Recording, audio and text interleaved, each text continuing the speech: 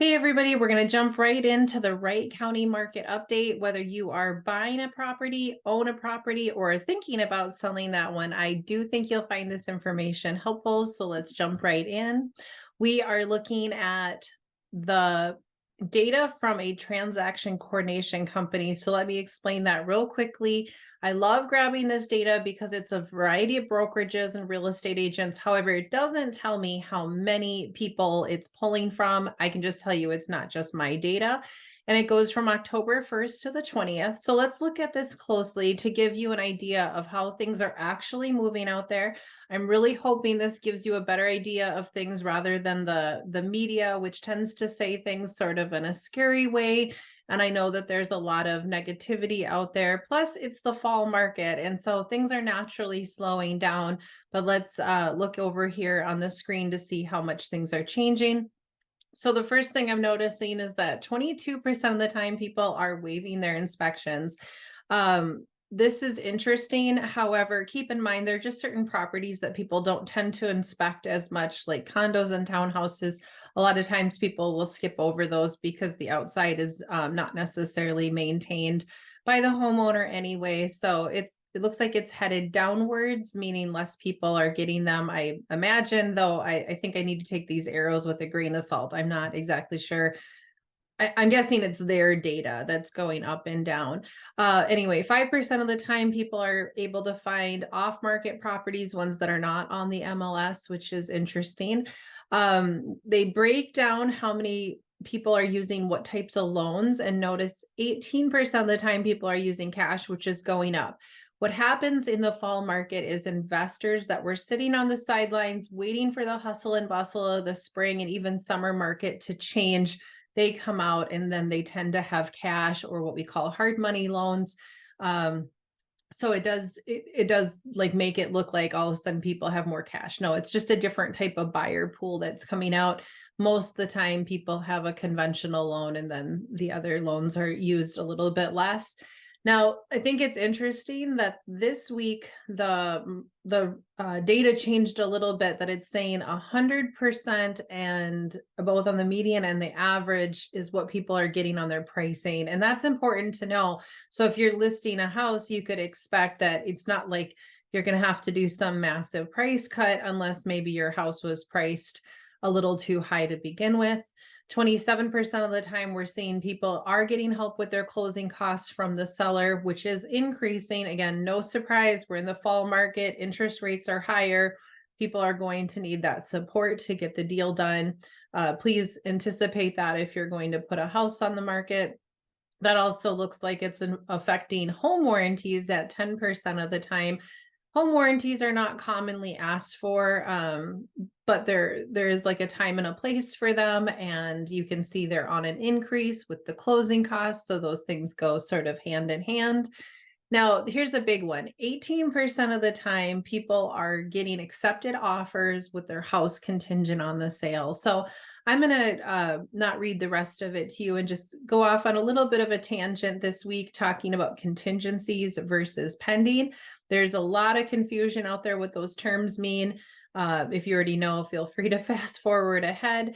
So pending means contingencies are removed and we're headed towards the finish line on this transaction of it closing. I've had people call me, especially through programs like Zillow and Realtor.com, where they say, this house isn't pending. I can see that. But could we still like look at it? Could we still put this one kind of bookmark in? And it's like, you're welcome to do what you want in terms of keeping track of it. But I had somebody once quote me some sort of number of like 25% of the time properties fall out of the pending status. And that's absolutely not accurate. Most houses, by the time they're in pending, will close. The exceptions would be like somebody probably like losing their job towards the end where they just can't get the loan to close. And then they shouldn't. Obviously, they don't have a job, so we don't want them to default on the loan anyway.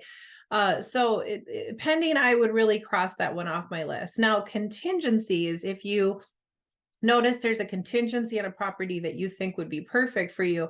Now that one I might go see and I might ask questions and I might really track, because If the contingency is that they're getting an inspection, well, if the buyer and seller don't come to an agreement, that might come back on the market. They might have a contingency for reviewing HOA documents on a townhouse or a condo. Sometimes people don't like the terms they see there, and then the house will come back. And then going back to having a house to sell.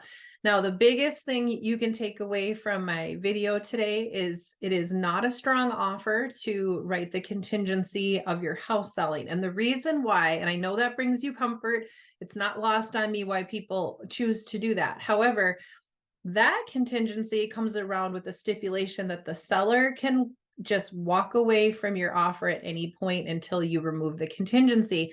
It doesn't seem like most people understand or know that going into that process. So I always tell my clients, I will write that contingency if that's what you need me to do or you want me to do. However, tomorrow, this person could literally wake up and say, we're done. I don't want your offer anymore. This person over here doesn't have that contingency. I would prefer to work with this other party. And it does, and it can and will happen again. And so it doesn't put you in a place of strength. And the last thing I'll make a comment on is think about how that would feel as the home buyer to say, well, I love this house. Here's my offer. They say yes. And now you go back to your house and you just work so hard to make that house you currently have beautiful and ready for pictures. And you're going through the whole process to have somebody call you the next day and say, you're not going to buy that house. It's not available. They're not going to sell it to you anymore. They found somebody else. You would have absolutely no leg to stand on for rebuttal. It'd be over if they wanted to send the cancellation. Of course you could make your argument. I don't mean it like that, but it's just, you're not in a position of power. And so if you are needing to sell a house, and I've talked to you guys about this many other times, minimally get it prepped, like be absolutely ready for everything. Get that pre-approval ready, know exactly what your budget is, know exactly what you're shopping for before you start looking at houses. Get all your ducks in a row. And that means talking to a lender and also having your house ready. Now that could be your real estate agent could have pictures ready and all the marketing ready to just literally flip it onto the market the next day. But when you say, I want to sell my house and can you give me time? And now that seller has to give you 1 week, 2 weeks, 3 weeks. I mean, most of us can't just flip a switch and put our house on the market. We feel like we have projects to do. Maybe we need to do some clean out, etc. Now, if you're the exception, and honestly, you are the exception to the rule. If you are thinking to yourself, I could list my house tomorrow. I just need to pick this thing up and that thing up, and then we can do pictures.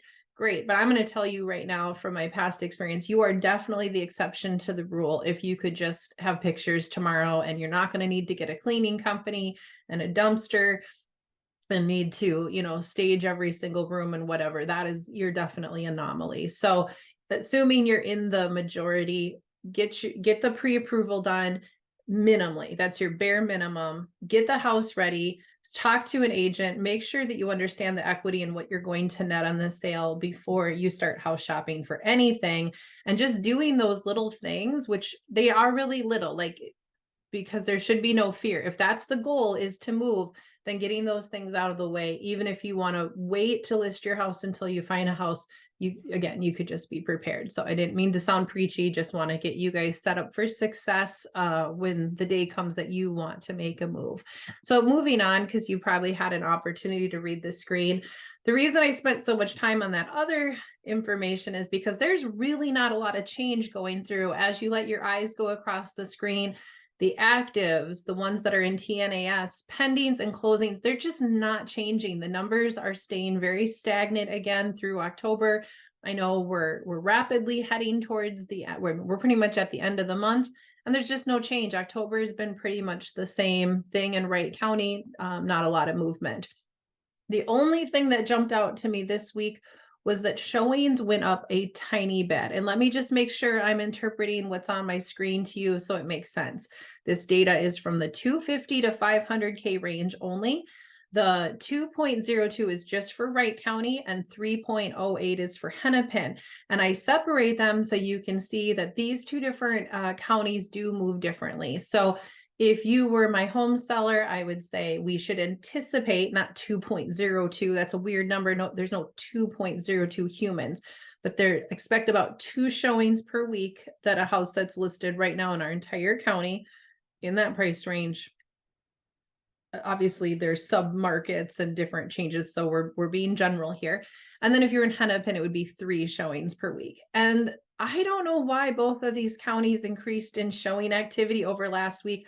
Obviously the numbers weren't great. However, when we hit 1.85 last week, it did make me a little uncomfortable for home sellers. It's like there is no activity. And it's still screaming that if you are a buyer and you want to stay out of competition, and you can buy down your rate, or you could do a 2-1 buy down, or you could look at new construction. I mean, there's so many other opportunities in here. If you want to move and you want to keep away from that competition of the spring market, there's no doubt this is a great time to get out there and home shop. Even if the things on the news are scaring you, I would encourage you to at least dig into it, explore it, see what it means to you, see if this makes sense.